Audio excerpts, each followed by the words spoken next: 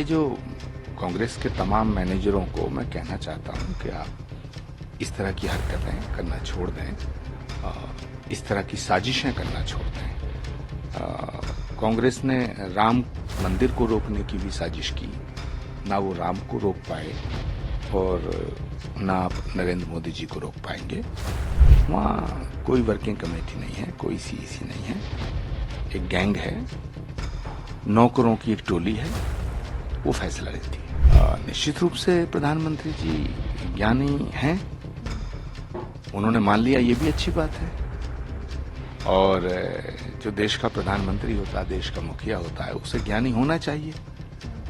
क्या कांग्रेस चाहती है कि देश का प्रधानमंत्री अज्ञानी हो?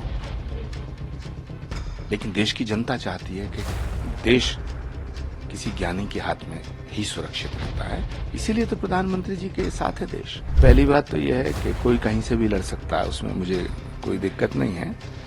लेकिन रायबरेली और अमेठी की जनता लीडर चाहती है, लीडर, रीडर नहीं चाहती, लीडर चाहती है। पिछले कई वर्षों से जो रायबरेली और अमेठी की जनता को वहां के मैनेजरों के हाथ में छोड़ दिया गया है, तो ये दुर्भाग्य का विषय है। लेकिन जहां तक सीईसी की बैठक का, तो कांग्रेस की वर्किंग कमेटी जो है वो नॉन वर्किंग कमेटी है। नरेंद्र मोदी जी के खिलाफ साजिश करना, षड्यंत्र करना, ये कांग्रेस की पुरानी आदत है। और पिछले 25 सालों से नरेंद्र मोदी जी को बदनाम करना, उनका कैरेक्टर एसेसिनेशन करना, झूठे फर्जी बयानों से उनको जोड़ना, ये कांग्रेस का पुराना शौक है और ये वो लगातार करते आ रहे हैं।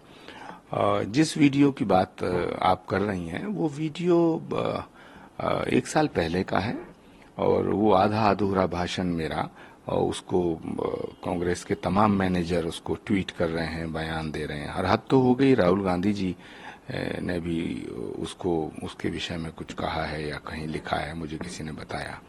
जबकि सच बात यह है कि मेरी नरेंद्र मोदी जी से मुलाकात तो 1 फरवरी 2024 को हुई, और जब ये मेरा वक्तव्य आया है, ये हरिद्वार में एक मेरे भाषण का अंश है और उसको मोदी जी से जोड़ करके दिखाया जा रहा है। जबकि सच बात यह है कि जब ये मैंने भाषण दिया, जब मेरा वक्तव्य है, तब तो मैं कांग्रेस के साथ था और कांग्रेस के सारे नेता बड़ी मेरे भाषण की तारीफ करते थे और कहते थे वाह क्या बात है। और है ना, सभी नेताओं ने मुझे फोन कर करके, राहुल गांधी जी खुद हरिद्वार आए थे और मैंने उनकी गंगा आरती कराई थी और गंगा पूजन कराया था, तो सारे लोग बड़ी तारीफ करते थे। तो ये जो कांग्रेस के तमाम मैनेजरों को मैं कहना चाहता हूं कि आप इस तरह की हरकतें करना छोड़ दें, इस तरह की साजिशें करना छोड़ दें। कांग्रेस ने राम मंदिर को रोकने की भी साजिश की, ना वो राम को रोक पाए और ना आप नरेंद्र मोदी जी को रोक पाएंगे।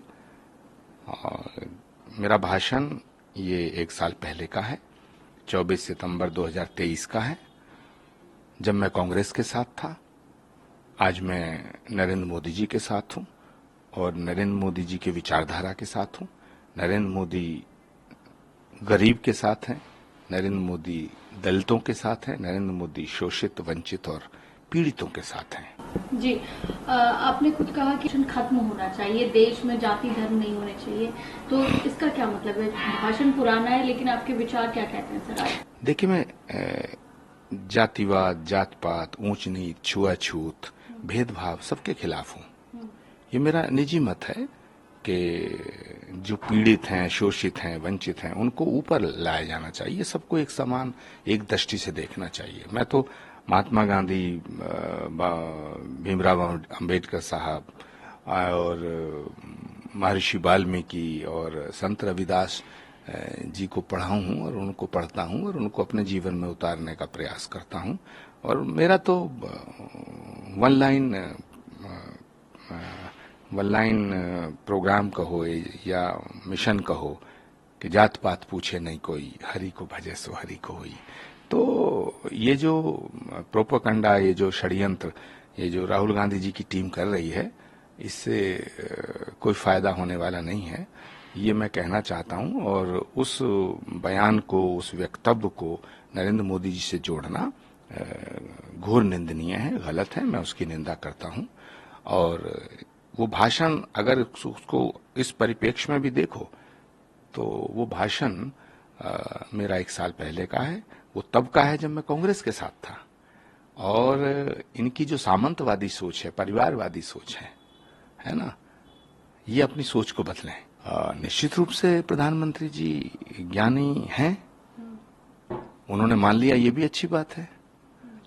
और जो देश का प्रधानमंत्री होता है, देश का मुखिया होता है, उसे ज्ञानी होना चाहिए। क्या कांग्रेस चाहती है कि देश का प्रधानमंत्री अज्ञानी हो? लेकिन देश की जनता चाहती है कि देश किसी ज्ञानी के हाथ में ही सुरक्षित रहता है। इसीलिए तो प्रधानमंत्री जी के साथ है देश। पहली बात तो यह है कि कोई कहीं से भी लड़ सकता है, उसमें मुझे कोई दिक्कत नहीं है। लेकिन रायबरेली और अमेठी की जनता लीडर चाहती है, लीडर, रीडर नहीं चाहती, लीडर चाहती है। पिछले कई वर्षों से जो रायबरेली और अमेठी की जनता को वहां के मैनेजरों के हाथ में छोड़ दिया गया है, तो ये दुर्भाग्य का विषय है। लेकिन जहां तक सीईसी की बैठक का, तो कांग्रेस की वर्किंग कमेटी जो है वो नॉन वर्किंग कमेटी है। कांग्रेस में कोई सीईसी वीसी नहीं है। कांग्रेस में राहुल गांधी जी के चंद चाटुकार हैं, उन्हीं की चलती है। तो राहुल गांधी जी अगर चाहेंगे तो अमेठी लड़ेंगे, राहुल गांधी जी नहीं चाहेंगे, नहीं लड़ेंगे। इसमें सीईसी की बैठक में ये हुआ, वर्किंग कमेटी में ये हुआ, वहां कोई वर्किंग कमेटी नहीं है, कोई सीईसी नहीं है। एक गैंग है, नौकरों की एक टोली है, वो फैसला लेती है। देखिए, कांग्रेस पार्टी का जो रुख रहा है वो भारत से ज्यादा विदेश के प्रति नरम रहा है, चाहे वो पाकिस्तान हो, चाहे वो चीन हो। एक्चुअली कांग्रेस महात्मा गांधी की पार्टी थी, महात्मा गांधी के रास्ते पे चलती थी, लेकिन महात्मा गांधी के रास्ते से हटके वो मोहम्मद अली जिन्ना के रास्ते पे आ गई। उसी का परिणाम है, उसी का नतीजा है। और कांग्रेस पार्टी, अफसोस के साथ मुझे कहना पड़ता है कि मैं इस पार्टी में रहा और एक ऐसी आरजू में जो कहीं सुनी न जाए, वहां उम्र काट आए जहां सांस ली न जाए। देश के प्रधानमंत्री ने यह साफ कर दिया है कि भारत के संविधान को कोई छू भी नहीं सकता, और देश नरेंद्र मोदी जी की बात पे यकीन करता है। नरेंद्र मोदी जी ने कहा था कि 370 हटेगी तो हटी। मोदी ने कहा था कि राम मंदिर बनेगा तो बना।